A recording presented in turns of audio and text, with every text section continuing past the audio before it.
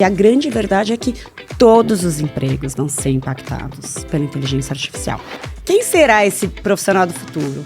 E por incrível que pareça, de 2018 para 2023, muita coisa já mudou. A gente tem que ensinar como pensar e não mais o que pensar. Acho que a gente destinar investir em inteligência artificial, investir em autoconhecimento e quais são as minhas ferramentas para que eu tenha a minha saúde mental em dia. Não existe sucesso profissional sem saúde mental.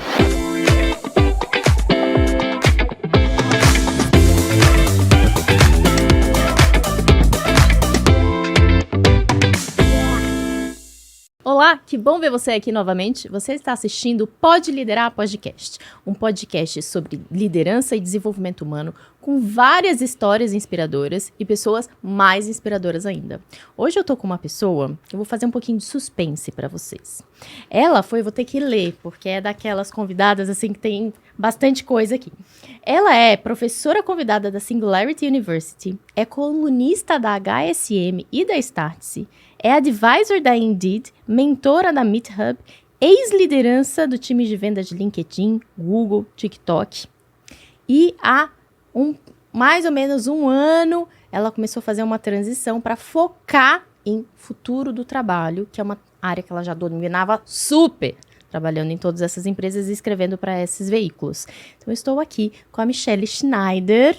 Obrigada por você ter vindo, é um prazer enorme ter você aqui para a gente conversar sobre o futuro do trabalho. Eu que agradeço o convite, uma honra estar aqui com você, prazer enorme conhecer você melhor. Obrigada. E assim, tem várias coisas que eu queria perguntar para você, mas uma coisa que eu quero já começar te pedindo é para você explicar um pouco, né, da sua história, nas suas palavras, brevemente, especialmente a sua transição, né, do mundo corporativo para essa carreira solo, né, onde você aprofunda todos esses temas de futuro do trabalho, e o seu livro, né, que você vai lançar esse ano sobre o futuro do trabalho, que eu estou curiosíssima para saber mais. Eu vou contar um pouquinho. A história é longa, mas eu vou tentar resumir um pouco. Eu tenho exatamente 20 anos de trabalho no mundo corporativo. Trabalhei em empresas incríveis, né? Então, como você falou, acho que nos últimos 10 eu estive em Big Techs, Google, LinkedIn e TikTok. E fui muito feliz por muitos anos trabalhando com tecnologia e empresas que são consideradas super inovadoras, disruptivas. E no ano passado, eu recebi um convite para escrever um livro sobre o profissional do futuro. Porque em 2018 eu fiz um TED Talk sobre o tema, que acabou viralizando, enfim. Então, ele acabou me dando muita visibilidade sobre o assunto, né? Futuro do trabalho. E quem seria ou quem será o profissional do futuro. E acho que foi um momento super interessante, porque quando eu fui estudar, de novo, né? Eu fiz esse exercício em 2018 para montar o meu TED. E eu comecei a fazer esse exercício no começo do ano passado, para quem será esse profissional do futuro. E por incrível que pareça, de 2018 para 2023, muita coisa já mudou, né? A gente vai falar um pouquinho sobre elas agora. E quando eu fui pensando e prestando atenção para escrever um livro, claro que você tem muito mais profundidade, né, no assunto, eu comecei a perceber que eu não estava exercendo o que eu acreditava ser o caminho de um profissional do futuro, né? Então, eu comecei a olhar para mim, a rotina que eu tinha. Eu tive muitas questões de saúde, né, nos últimos anos, e começou a ficar claro para mim que talvez não necessariamente eu estivesse no caminho para ser quem eu acreditava que deveria ser o profissional do futuro, né? Então, teve muito um lado de saúde física e mental, e teve muito um outro lado de reskill, que a gente vai falar sobre isso aqui também hoje, né? Tanta transformação acontecendo no mundo, inteligência artificial aí vindo com tudo, que eu comecei a ter a sensação de que eu não estava conseguindo acompanhar todo esse movimento. E foi quando eu decidi aí fazer um break na minha carreira, né? Eu optei por tirar um ano sabático, isso foi no meio do ano passado. Mas era um ano sabático muito mais para eu me reinventar nesse mundo novo que está chegando aí, né? Então, eu fui estudar futurismo em Israel, passei uma temporada lá, enfim, fui para a China ver inovação, escrevi o meu livro, né, que eu já tinha começado, mas acho que depois, que eu pude escrever, e é o que eu gosto muito da frase walk the talk, né? Então, tudo que eu escrevi e que eu acredito, eu acho que hoje eu estou conseguindo exercer de uma forma muito mais autêntica do que eu, talvez, se eu tivesse insistido em ficar no caminho que eu estava antes. Então, acho que para a gente começar, para aquecer, acho que essa é um pouquinho da minha história e um pouquinho do meu momento. Bom. Acho que é isso. E é interessante quando você fala autêntico, porque o que eu mais gosto é quando eu conheço as pessoas e eu vejo o brilho do olho delas. E aí, quando eu convido pra cá, é pra gente falar do que brilha os seus olhos. E dá pra ver, assim, que futuro do trabalho, educação, mercado do trabalho adaptado a esse futuro que é, enfim, que a gente não sabe exatamente o que vem, mas a gente consegue ver tendências. Brilha muito seus olhos, então tô muito feliz. Sou apaixonada, então acho que a gente vai ter um papo bom hoje. Nossa, já tá. Inclusive, eu assisti seu TED, eu te dei parabéns, legal. Mas eu vou dar de novo aqui, porque ele condensa muito bem as informações e você traz de uma forma muito leve. A gente, não é novidade, né, alguns indicadores, mas você traz de uma forma muito propositiva, eu acho, sabe? Com proposta, com insights. E aí eu peguei, acho que 2 dados do seu TED, eu queria abrir a gente conversando sobre eles. Claro. Tem uma frase que você traz, eu não lembro qual a pesquisa, mas 65% dos alunos do ensino médio vão trabalhar em profissões que ainda não existem. E o profissional do futuro vai ter aproximadamente 5 carreiras ao longo da vida. Isso se elas não acontecerem ao mesmo tempo. Explica pra gente um pouquinho, pra gente ir aquecendo, o que isso aí significa na prática, gente? A fonte desse dado é um estudo do Fórum Econômico Mundial. Existem diversos estudos, mas esse, sem dúvida alguma, é um dos mais profundos e dos meus favoritos. Eles têm updates, né, quase que anualmente. Né? E aí eu lembro que quando eu vi esse dado, me chamou muita atenção. Eu falei, meu Deus, 65% é muita coisa, né? Só que eu acho que se a gente for pensar, é uma transição que ela já vem acontecendo e a gente não presta muita atenção, né? Então, quando a gente pensa uma pessoa do ensino médio, daqui 10, 20 anos, como é que vai estar o mercado? Se a gente olhar 20 anos atrás, muitas das profissões que a gente tem hoje em dia também não existiam, né? Então, se você pensar desenvolvedores de aplicativo, não existia smartphone 20 anos atrás, que é uma loucura, a gente não imagina mais a vida sem eles, né? Jogadores de Free Fire, de League of Legends, né? Games hoje é uma grande indústria, não existia. Os motoristas de Uber. Esse mercado de influenciadores, imagina, TikToker, YouTuber, estúdio de podcast. Então, é um movimento que já vem acontecendo, só que a grande diferença é que ele vai se intensificar absurdamente aí nos próximos anos, né? E aí, quando a gente pensa 5 carreiras ao longo da vida, se não ao mesmo tempo, eu lembro que a fonte, né, a primeira pessoa, eu ouvi algumas pessoas já dizerem isso, mas a primeira que eu ouvi foi um futurista de quem eu sou fã, acho que é um dos primeiros futuristas, inclusive, do Brasil, a falar um pouco sobre essas transformações do mundo, que é o Thiago Matos. E eu também lembro que quando ele falou isso, eu falei, mas como assim, gente? E sem parar para pensar, aos poucos eu fui acumulando funções, né? Então, eu no mundo corporativo, exatamente 10 anos atrás, comecei uma segunda carreira, que era um hobby, acabou virando uma carreira como DJ. Olha. Nem sei se eu te contei isso também, nem me lembro. E quando eu vi, eu estava numa agência, ganhando dinheiro com isso, viajando o mundo. Eu toquei em Nova York, em Tóquio, em Ibiza. E virou realmente uma segunda carreira. Então, ao mesmo tempo, eu era executiva e DJ. E, eventualmente, quando eu fiz o meu TED, em 2018, eu comecei a receber muitos convites para dar palestra também. E aí, de repente, no ano passado, eu recebi convite para escrever um livro. Então, hoje em dia, eu comecei a dar aula. Então, sem perceber, eu já estava aí exercendo essas 5 carreiras ao mesmo tempo, né? E não é uma coisa minha. Se a gente for pensar, cada vez mais comum, né? Eu tenho um amigo que é VP comercial de uma empresa de tecnologia e ele é professor de yoga. Ele dá aula de yoga, não sei dizer quantas aulas por semana, mas de uma forma super regrada, né? Tem um outro amigo que ele é piloto e ele trabalha em empresa de tecnologia também. Então, a gente vê cada vez mais essa possibilidade. E aí eu vejo no futuro isso se intensificando muito mais, porque com a chegada da tecnologia e o avanço da inteligência artificial, a gente começa a ter a possibilidade de fazer coisas que antigamente a gente levaria anos para aprender, mas de uma forma muito mais simples, né? Então, você começa a absorver skills que eram inimagináveis antigamente, de uma forma muito simples. Até a história de DJ, né? Se a gente for pensar um DJ 20 anos atrás, sei lá, né?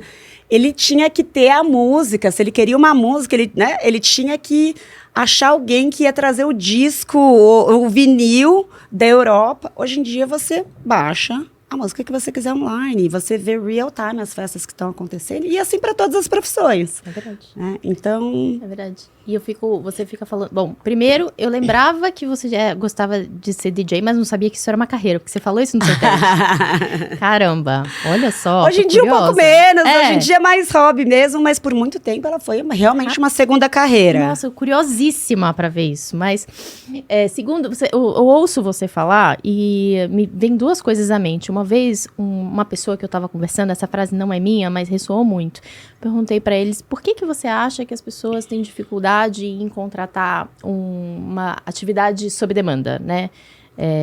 Para um C-level e tal. E aí a pessoa que era um hunter falou assim, Milena, no Brasil, a gente ainda tem uma cultura de achar que a gente é dono do funcionário. Que loucura, né? E eu nunca tinha pensado desse jeito. Mas aí, isso vai em choque com tudo que a gente está vendo agora, né? De você poder ter múltiplas carreiras que não entram em conflito de interesse. Perfeito. Num horário que é o seu horário livre, mas que talvez para alguns lugares eles querem que você esteja disponível o tempo inteiro. Então, é uma possível barreira aí, né, para algumas pessoas. Mas, ao mesmo tempo, é uma tendência que não termina, né? E eu acho que tem alguns pontos, né? Acho que tem muitas vantagens quando você pensa nesse profissional plural, porque tem um lado que você está exercendo a sua capacidade de aprender algo novo. Uhum. E isso vai ser cada vez mais valorizado no mercado de trabalho, né? A gente desenvolver essa capacidade de aprender. A gente está ampliando o nosso networking, muitas vezes exercendo intuição, criatividade, enfim, uma série de habilidades que são super importantes. Mas, claro, que depende muito, e isso sem falar uma nova fonte de renda. Né? Então, o fato de eu ter tomado a decisão no ano passado de romper com o mundo corporativo, o que me deu uma segurança muito grande é que eu tinha outras fontes de renda. Uhum. Então, de alguma forma, me ajudou a desvincular um pouco de uma forma mais leve, talvez, do que se eu tivesse feito uma única coisa a vida inteira. Então, acho que esse é um ponto. Acho que tem um segundo ponto em cima do que você falou, que acho que é muito importante, sim, a gente entender a liderança e a cultura da empresa onde a gente trabalha. Porque que realmente nem sempre a gente vai encontrar esse apoio. Teve uma vez que um executivo... Eu estava num casamento na Bahia, e uma pessoa veio falar comigo, ele falou, poxa, eu te conheço. Ele estava trabalhando no LinkedIn e eu já tinha saído de lá há algum tempo.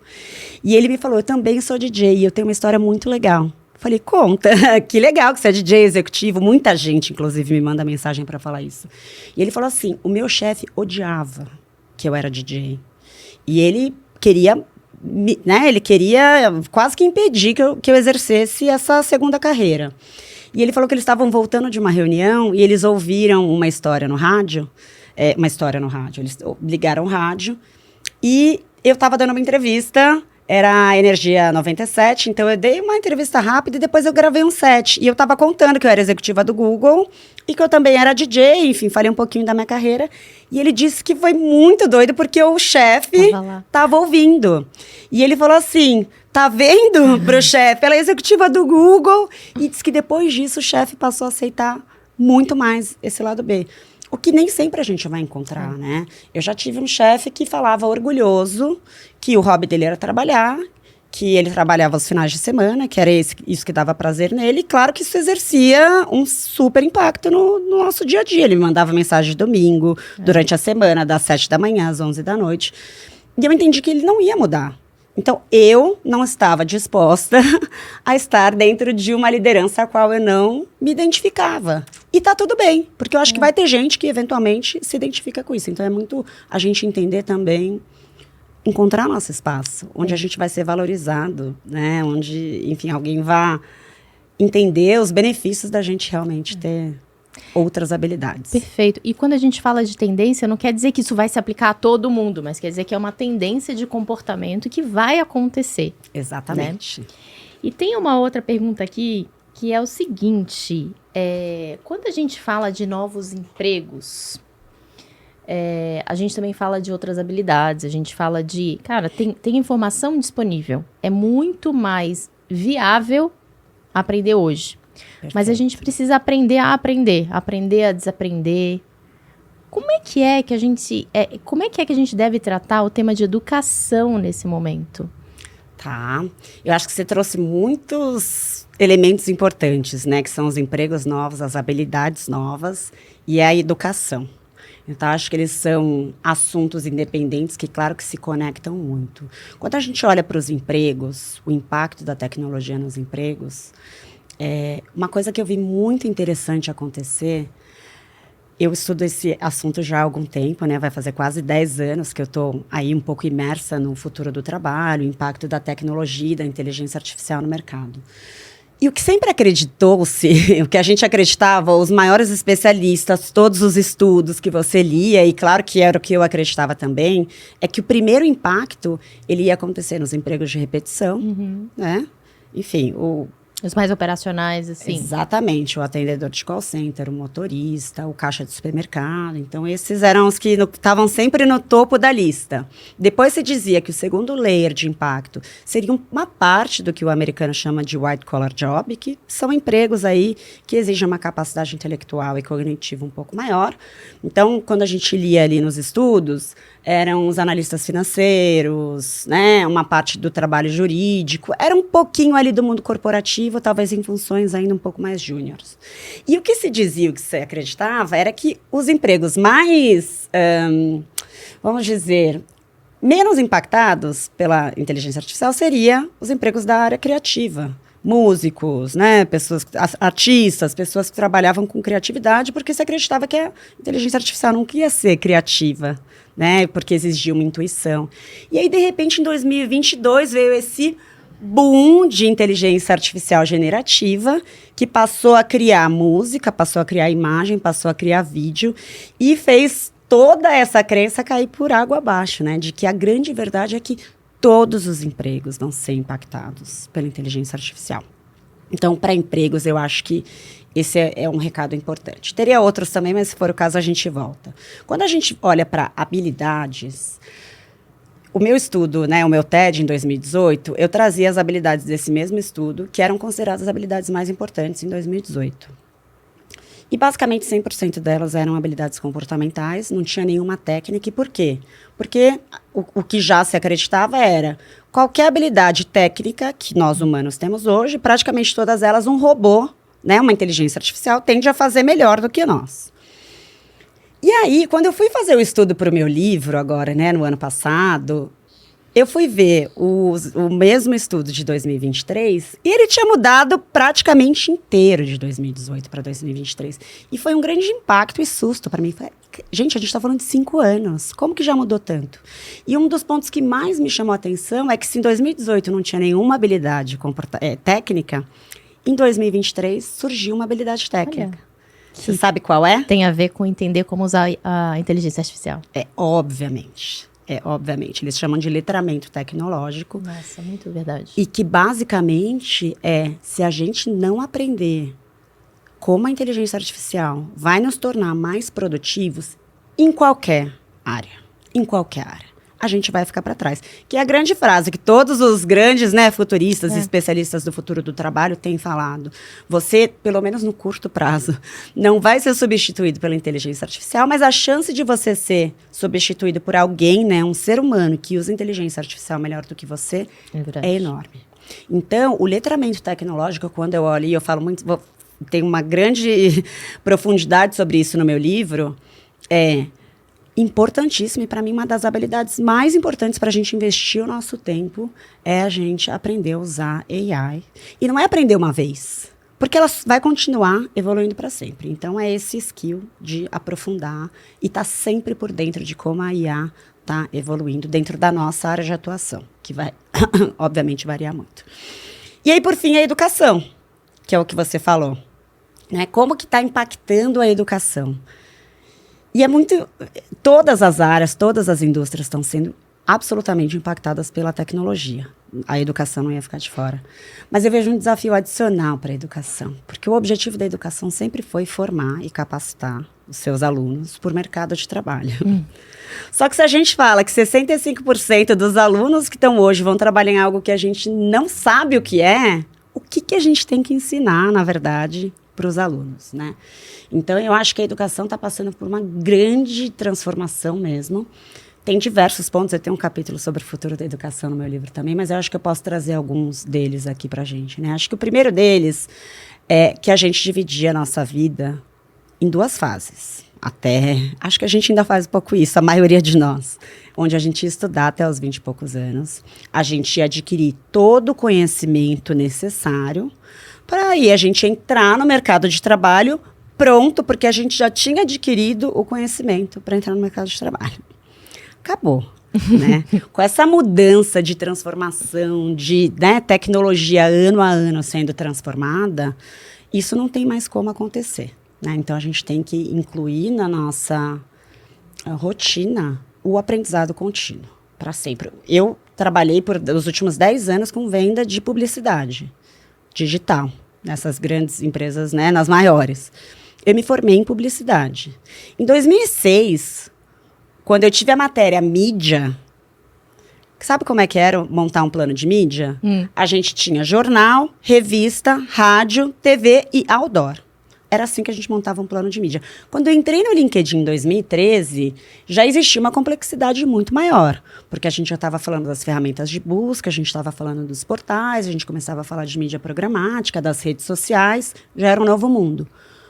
Eu saí o ano passado, então 10 anos para frente, de novo. Já era outro mundo infinitamente mais complexo do que o que eu vi em 2013. Então, a gente tende aí a ver essa grande velocidade. Então, acho que esse é um dos pontos para a educação. Acho que um segundo ponto importante de educação é a forma que a gente ensinava. Era muito baseado em conhecimento, em conteúdo, porque o conteúdo era uma coisa escassa antigamente, né? O modelo de educação que a gente tem hoje, ele foi baseado em preparar as pessoas para a Revolução Industrial, né? O mundo hoje é completamente diferente. A gente tem conteúdo infinito na internet hoje, né? Então, o papel do professor não tem mais que ser repassar um conteúdo que ele adquiria, tem que ser desenvolver habilidades, né? Então, acho que cada vez mais a escola vai sair de conteúdo para desenvolver habilidades. E pensamento crítico também, né? E pensamento crítico, sem dúvida alguma. Porque tem um modelo, né, professoral, que é o professor fala e o aluno... Passivo. Passivo, O perfeito. professor fala, o aluno ouve. Perfeito. Na verdade, essas gerações, elas estão vindo, assim, numa onda de questionamento que é saudável. Perfeito. Em alguns casos, o modelo de ensino não se adaptou ainda, né? Em alguns casos, não, na maioria deles. Então, quando você fala ele é passivo, perfeito. Outra coisa que ele é padronizado. Mesmo conhecimento para a sala toda, independente de eu ter facilidade em educação física ou matemática, e o meu coleguinha do lado ter facilidade em português, ou em ciências, ou em história. Né? Só que isso vai mudar. Então, com a ajuda, já a gente fala aí para onde estamos indo, estamos falando de onde a gente saiu. Mas a gente vai sair desse ensino massivo e padronizado, e a gente vai, com certeza, uma das grandes transformações da educação é que a gente vai migrar para um ensino personalizado. E tem um terceiro que é conteúdo prova. Né? Então, a gente foi sempre avaliado, certo ou errado, conteúdo prova. Só que se a resposta da prova cabe num algoritmo, e se é certo ou errado, né? Na verdade, aí ela cabe num algoritmo. E a inteligência artificial tende a fazer melhor do que a gente. Eu sei que é um pouco forte o que eu vou falar agora, mas de alguma forma, a gente nunca, nenhuma criança, nenhum estudante, nem nós adultos, a gente não vai ser melhor do que a inteligência artificial em equação matemática, em história, em equação química. A gente não vai. Então, a gente está ensinando as coisas erradas. Verdade. E voltando para o que você falou, a gente tem que ensinar como pensar e não mais o que pensar. Né? Então, assim, eu fiz todo um estudo, né, para entender para onde estava indo a educação com todas essas ferramentas de inteligência artificial. E acho que um dos grandes pontos é a gente ter a possibilidade de uma educação personalizada, né, sobre qual é a sua facilidade, qual é o seu estilo de aprender. Então, acho que esse é um grande caminho do que se fala para o futuro da educação. Eu vi hoje de manhã, eu vi uma reportagem em um canal de futurismo também, citando um caso de uma escola, não vou lembrar qual era o país, que está testando inteligência artificial com o ensino fundamental.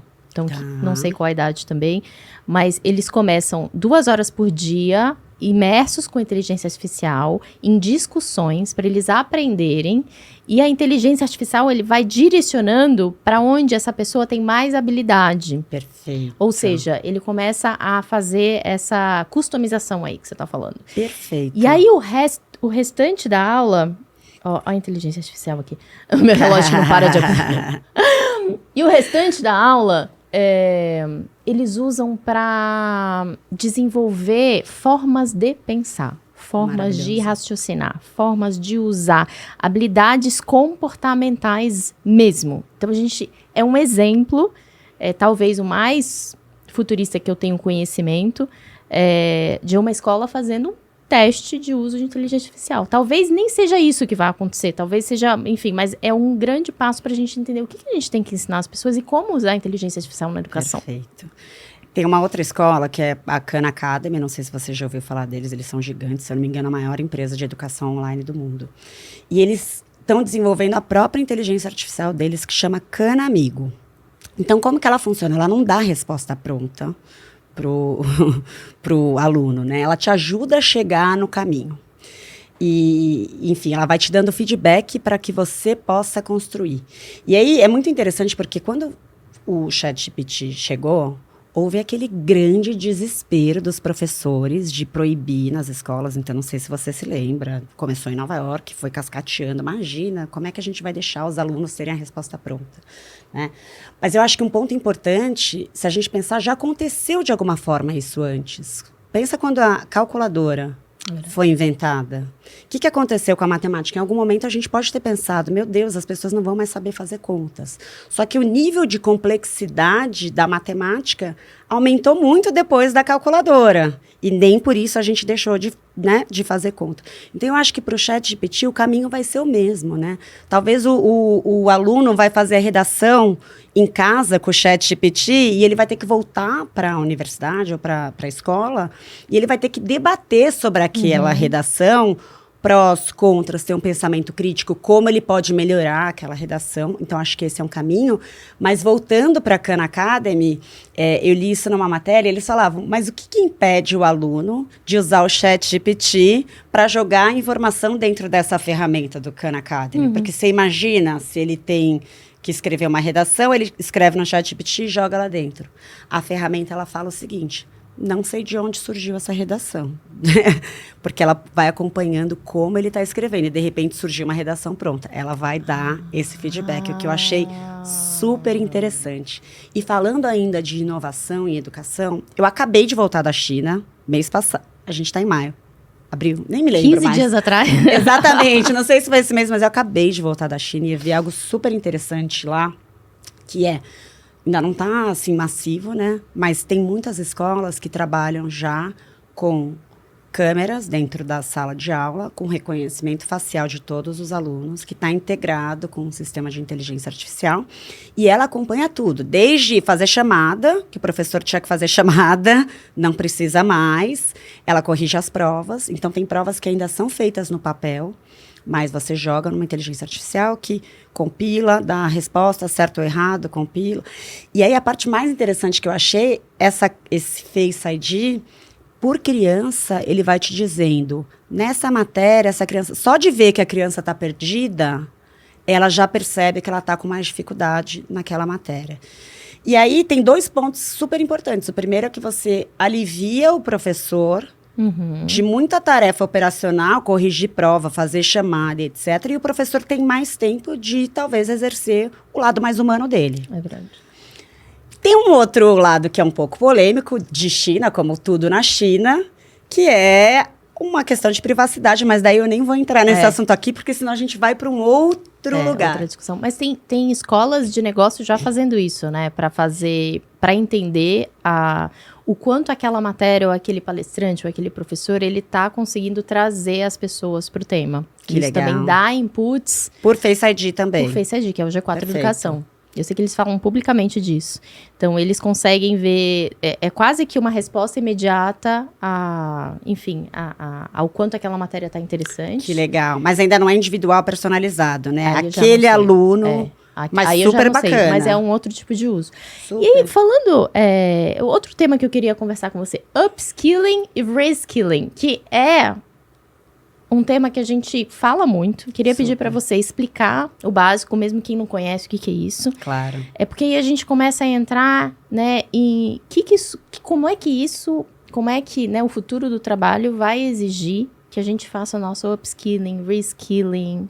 Vamos falar disso. Vamos, super. Eu acho que tem muito a ver com um pouco já do que a gente falou, dessa capacidade de aprender para sempre, né? O desaprender, reaprender, né? Na verdade, aprender, desaprender e reaprender, que é uma frase de um futurista, o Alvin Toffler, super conhecida também. Que é um pouco do que a gente também falou agora, né? Quando eu dei o exemplo, eu fiz a matéria de mídia lá atrás, em 2013 mudou tudo, em 2024 mudou de tudo. Então, assim, essa nossa habilidade de primeiro aprender e depois de se recapacitar, ela vai ter que ser intensa e, de novo, para sempre, né? Eu adoro uma referência do Riccardo Cavallini. Ele tem um livro que ele escreveu para a filha dele, acho que de 13 anos. Né? Os recados que ele quer, de como ele quer que ela veja o mundo e se prepare para esse futuro. É super bacana o livro dele. Mas tem um ponto do livro que eu acho maravilhoso, que ele fala assim, sobre esse aprender a reaprender e você se recapacitar, que é muito comum a gente achar. A nossa agenda é muito corrida, né, de todo mundo. Então, você não parou para estudar o ano inteiro para se reciclar. Aí, você chega no fim do ano e você fala, nossa, vou fazer um curso aqui de uma semana, uma imersão, porque eu preciso me recapacitar. Ele fala, não funciona. E aí, ele traz uma analogia que eu acho perfeita com o exercício físico e alimentação. Que, basicamente, adianta você comer mal, não fazer nenhum exercício o ano inteiro, e aí, chega no final do ano, você faz uma semana de academia e dieta, vai resolver? Não. E eu achei maravilhosa essa analogia, porque é justamente o mindset, é uma mudança de mindset. E aí, tem 2 pontos, né? Tem um, como a empresa vai recapacitar os seus funcionários, e o outro, que eu faço sempre muito essa provocação, como a gente, porque a gente é dono da nossa carreira, não dá para você impor na empresa essa responsabilidade. Muitas empresas estão nesse trabalho de reskill, que ele é super importante, e estão aprendendo, porque está todo mundo aprendendo junto, né? No fim das contas, pouquíssimas pessoas sabem usar IA ainda. Mas eu sempre faço a provocação de que a gente, né, nós profissionais, a gente tem a obrigação de drivar a nossa carreira e de se recapacitar. Então, o skill é a habilidade, certo? E em inglês, o re-skill é a gente transformar as nossas habilidades. Então, assim, mídia lá atrás era uma coisa, mídia outra, hoje é outra. Então, quando você tem esse re-skill, é você atualizar a habilidade que, teoricamente, você já tinha. E hoje tem informação em todo lugar, né? Então, não é que, se eu não vou fazer esse curso em tal lugar, eu não vou aprender. Não, tá tudo disponível. E uma provocação que eu gosto de fazer também é o tempo que a gente usa da nossa vida nas redes sociais. E aí eu faço essa provocação com muita gente. Eu falo, você já abriu o seu celular para ver quanto tempo você fica nas redes sociais? Você sabe qual é o tempo médio do brasileiro nas redes sociais? 5 horas? A última vez que eu vi, acho que era 3 horas e 46. Varia um pouco, né? Mas pensa que você passa quase... né? O brasileiro médio passa quase 4 horas por dia vendo conteúdo na internet. E aí você vai vendo os conteúdos mais consumidos. Não necessariamente são os conteúdos que você aprende alguma coisa. É porque tem isso também, né? Porque as mídias, elas acabam sendo um veículo também de aprendizagem, mas se você abrir, não é isso que eles estão vendo. Exatamente. E aí eu faço um pouco dessa provocação no meu livro também. Eu falo, faz o exercício, pensa o que aparece, porque aí a gente tem o algoritmo ditando o que você vai ver. Sim. O que você consome nas suas redes sociais? Porque se você está vendo a vida do outro, a dancinha, e nada contra, o entretenimento, você passa 4 horas em que não agregou nada. O algoritmo do TikTok é um dos mais poderosos aí do mundo, não só das redes sociais, mas como algoritmo, né? Ganhou em 2021, se eu não me engano, um prêmio do MIT como uma das 10 melhores inteligências artificiais do mundo, ao lado da vacina que da inteligência artificial que descobriu a vacina do Covid. Então, o algoritmo ele é muito poderoso. O meu TikTok, quando eu abro, eu vejo futuro do trabalho, corte de podcast, inovações super disruptivas. Totalmente adaptado para você. Vejo bastante viagem e vejo bastante música. Eu aprendo muito no meu TikTok e no meu LinkedIn também. O LinkedIn é a mesma coisa. Tem gente que fala, eu não gosto do LinkedIn, é todo mundo querendo se autopromover. Eu falo, unfollow. Para de seguir as pessoas que não geram conteúdo que te agrega e segue as pessoas que geram conteúdo que te agrega. Então, o momento que a gente customiza o que a gente vai ver nas redes sociais, você pode aprender muita coisa. E tanto nas redes sociais, você começa a ver um assunto, claro que de uma forma mais rasa, e o que fizer sentido para você. Gente, tem curso online de absolutamente tudo hoje em dia, muitos de graça. Então, não dá pra gente dar a desculpa de que a empresa não te treinou, ou que eu não tenho dinheiro, ou que eu não tenho tempo. Eu sei que, né, claro que é um grande desafio, e algumas pessoas têm, claro, que mais facilidade, ou enfim. Mas dá para hoje qualquer pessoa se dispor a aprender o que ela quiser online. O conhecimento está disponível. O conhecimento está disponível. E você está falando, eu estou lembrando de uma imagem. Eu tô lembrando de uma imagem que correu a internet, que é um cachorro, um robô cachorro. Tá. Puxando uma carroça. Tá, eu vi. E aí a provocação era, é assim que você tá usando a inteligência artificial? Perfeito. E eu achei sensacional. Perfeito. Porque assim, a gente não entendeu ainda a totalidade de usar a inteligência artificial a nosso favor. E quando eu vejo você dando esse exemplo, poxa, dá um follow. Coloca o algoritmo para trabalhar para você, não contra você. Perfeito. Mas isso demanda uma intencionalidade da nossa parte. Demanda a gente buscar as coisas, enfim. E aí, se a gente for pro lado de entender inteligência artificial, então, ixi... E aí, com isso, eu quero te fazer uma pergunta. Tá. Qual é a dica que você dá para as pessoas que trabalham em empresa, ou que têm seu próximo negócio, mas para as pessoas se adaptarem a esse novo momento, profissionalmente, considerando o futuro do trabalho? Tá. Acho que são muitas, né? Até porque são muitas mudanças. Mas eu acho que se eu fosse... Eu escolheria 2 grandes pilares, eu diria. Que um deles, sem dúvida alguma, é o que a gente falou do letramento tecnológico. E eu sinto que pouca gente está fazendo isso ainda. Então, quando eu converso, acho que as pessoas ainda não entenderam, a grande maioria. Então, acho que você realmente investir tempo e entender muito de inteligência artificial, porque ela vai e está mudando o mundo. E tem muita ferramenta simples que vai te tornar muito mais eficiente. Então, esse é um pilar. E o segundo que a gente não falou aqui, mas que eu acho que ele é super importante, então acho que vale a gente usar um pouquinho de tempo, é falar um pouco sobre inteligência emocional e saúde mental. Né? Que é muito doido. Eu acho que as pessoas estavam esperando eu falar, então, inteligência artificial, etc. Mas eu adorei acho que você trouxe isso. Eu acho que é um assunto tão relevante e vai ser cada vez mais relevante daqui para frente. E você conversa com as pessoas, elas estão estafadas. Quanto mais você trabalha, mais você precisa entregar. E eu acho que o grande ponto é que a tendência não é mudar. Se a gente olhar para a história, uma das coisas que eu acho que mais trouxe dos meus estudos de futurismo é que para a gente olhar para o futuro, quanto mais longo a gente tem o olhar de passado, presente e futuro, a gente consegue ser um pouco mais assertivo. Sim. Se a gente olha para trás, as revoluções, elas duravam muito mais tempo. Né? Você pega uma revolução agrícola de 10 mil anos, a gente vem para uma revolução industrial de 200 anos, onde a gente está agora numa revolução que você não tem só uma tecnologia, mas você tem várias tecnologias que estão se convergendo. Né? Não é só IA, a gente fala de IA, tem biotecnologia que vai ser uma grande disrupção no mundo. A gente tem realidade virtual, realidade aumentada, a gente tem internet das coisas, e elas estão todas conectadas. O que acontece? Não é que agora a gente está na 4ª revolução industrial, milhões de empregos desaparecem, milhões de empregos surgem, a gente muda um pouco o que a gente precisa e pronto, a gente vai assentar e a gente vai respirar. Em 2030 vai ter outra, em 2035 vai ter outra. O que quer dizer? Que dentro da nossa vida, nós vamos ter várias reinvenções ao mesmo tempo. E um dos maiores impactos disso pode ser o psicológico. Então, acho que a gente destinar, voltando para a sua pergunta, investir em inteligência artificial e investir em autoconhecimento e quais são as minhas ferramentas para que eu tenha a minha saúde mental em dia. Porque hoje em dia, a tendência, a gente vê o mundo desabando, né? E, de novo, não dá para você depender só da cultura da sua empresa ou do seu chefe.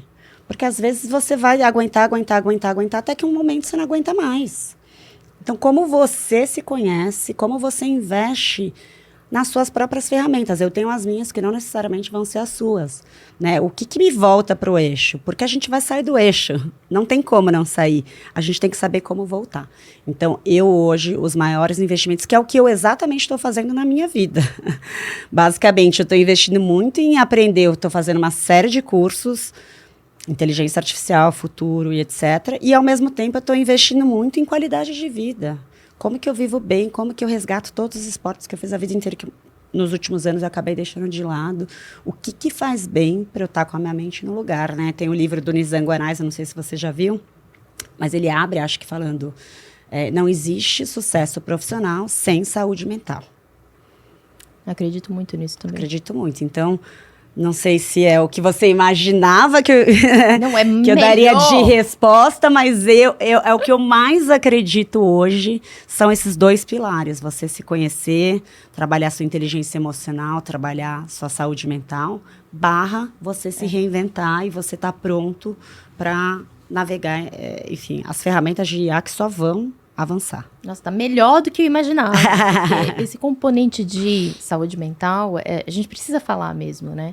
E a gente não combinou falar sobre isso. Exato, exatamente. Por isso que eu não tinha o número em mente, porque senão eu teria resgatado. Ali é tanto dado na cabeça. Mas eu acho que é isso mesmo, né? Porque é muita disrupção. Eu adorei a parte que você falou, né? De que a gente muda muito, muito rápido, é muito exponencial. A nossa mente é linear.